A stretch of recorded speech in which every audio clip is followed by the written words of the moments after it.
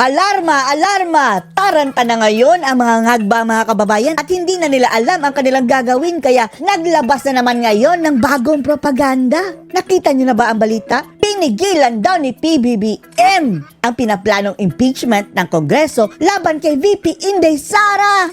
Oh! At tinext daw ni ngag-ngag mga kababayan na etong mga buhaya sa Kongreso at sinabihang hindi naman daw importante yung si Sara unimportant, walang puwang. Oh. So please, sabi daw ni ngag-ngag mga kababayan sa kanyang text, do not file impeachment complaints. Oh, yan daw ang sinabi ni ngag-ngag doon sa mga congressman via text message ha. It will only distract us from a real work of governance. Weak. Ang which pa niya mga kababayan? Weak is to improve a lot of all Filipinos. Anyway, mga kababayan, second year college pala, no? O baka kabalahibo din ito ni Dan Fernandez, mga kababayan, si BBM. To improve daw a lot of all Filipinos. O, basahin nyo. Hindi ko yung invent, verbatim yan, mga kababayan. Galing sa leak na message from BBM daw. O dyan, sa huling linya. To improve the lot of all Filipinos. Pagpasensyahan nyo mga kababayan, baka high lang siya, up in the sky ba? Baka nakasakay ng eroplano mga kababayan habang nagtitext. Oh. Kaya nasabing the lot of all Filipinos. Anyway, ano sa tingin nyo ang bagong propagandang ito ni ngag-ngag mga kababayan? Nataranta na ba siya? Dahil kung mai-impeach sila si Sara, baka ma-shortcut ang termino niya? O hindi ba kaya mga kababayan? Hugas kamay itong si ngag-ngag, kaya nilik talaga sa media ito. Sinadya niya mga kababayan na mag-leak para sabihin kapag mayroong impeachment dyan, wala akong kasalanan dyan ha. Sinabihan ko na sila na wag, pero tinuloy pa rin. Oh, baka ganyan. Ay nako. Pero mayroon ding ibig sabihin ito mga kababayan kung tatalima sila na hindi nga magpapa-impeachment. Ibig sabihin, mayroon talagang kamay si BBM dyan sa Kongreso na siya ang nasa likod sa mga sarswela dito, kabilang na ang pag-iimbestiga dyan sa Quadcom at kay VP Sara Duterte. Dahil, mayroon siyang impluensya Sa basa natin dito ha, mukhang inutusan ni BBM. Although may please, pero do not file impeachment. Parang may authority mga kababayan na in the first place, ang kanilang laging sinasabi, independent naman kami, co-equal branch. Ay, nako, Diyos mio. Panoorin natin itong explanation ng kanilang tao, mga kababayan, ha? Tunying. Tunying. Bongbong Marcos, meron pong mensahe pala ang Pangulong Bongbong Marcos. Na wrong grammar. Ano ulit sinabi? Na to improve the lot of all Filipinos. Ano yung the lot? Nako. Sino kaya itong, baka may mapagbintangan, pero di ba may mensahe po ang Pangulong Bongbong Marcos sa mga leader ng Kongreso. Yan na lang isipin nyo. Akala ba namin co-equal branch? So bakit nakikialam kayo ng departamento ng iba? Leader ng Kongreso, hindi ko na po babanggitin kung sino dahil pag sinabing mga leader, marami po yan. Tambalos-los. Sino pa ba leader dyan? Head na head ng mga buhaya dyan.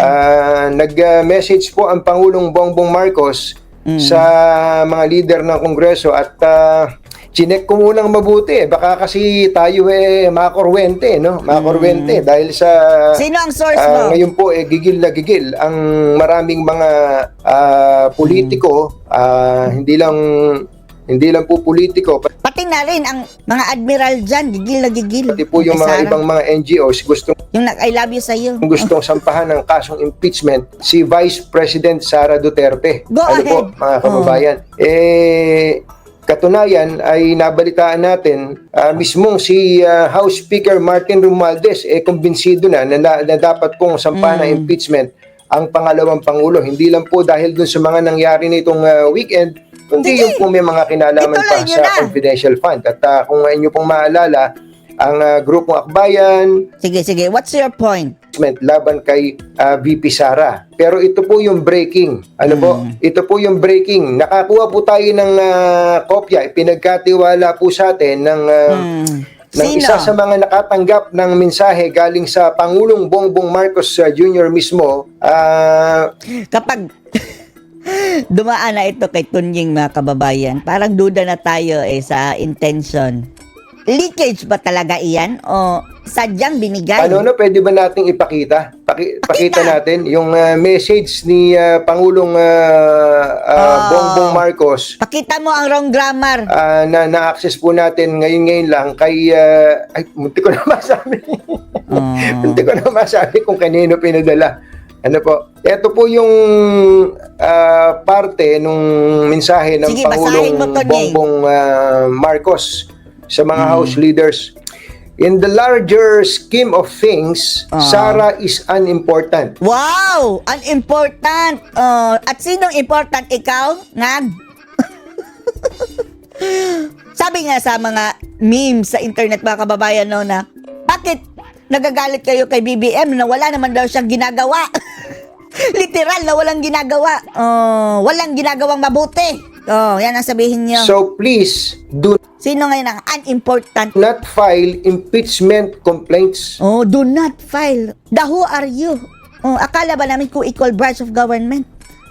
Tapos kung magtuloy-tuloy yan, sasabihin mo, huwag niyo ako isali sa CC dahil sinabihan ko na sila na huwag mag-file ng impeachment. Nag-file pa rin. Hugas kamay. And then, kung tatalima, ibig sabihin, ikaw talaga ang taga-utos dyan. Sa Kongreso. Kabilang na yung panggigipit sa mga Duterte sa Quadcom at sa hearing kay Sara. Sablay na naman itong propaganda ng mga bangag, mga kababayan namin. Sa malaking usapan, sabi ng Pangulo, ng mga bagay, Wag mong i-interpret muna, Tunying. Basahin mo muna word for word para makita natin ang grammar. hindi naman mahalaga si Sara, sabi po niya. So please, do not file impeachment complaints. Huwag Wow! Wow! Ang bait! Tagapagtanggol!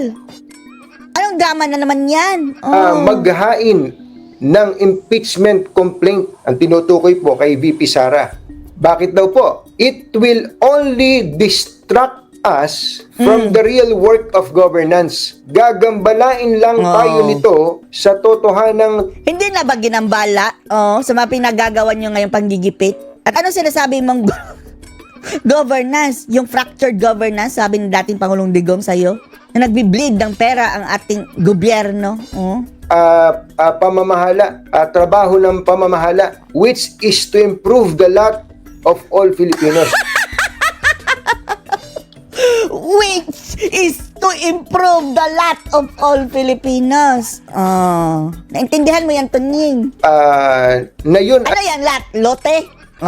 All Filipinos, tapos alat. Marami na all. ay ang paunlarin ang mga lahat ng mga Pilipino. The lot of Sana maging malinaw itong mensaheng ito ng Pangulong Bongbong Marcos sa House Hindi malinaw. Promise. leadership. Ano po, mga kababayan? So, ibig sabihin niyan, Tunying, talagang siya ang nag-uutos dyan. Kung magtuloy-tuloy pa rin ang impeachment, isa lang ang ibig sabihin niyan, hugas kamay siya. Anong masasabi niyo dito, mga kababayan, sa kanilang bagong drama? Post your comments below.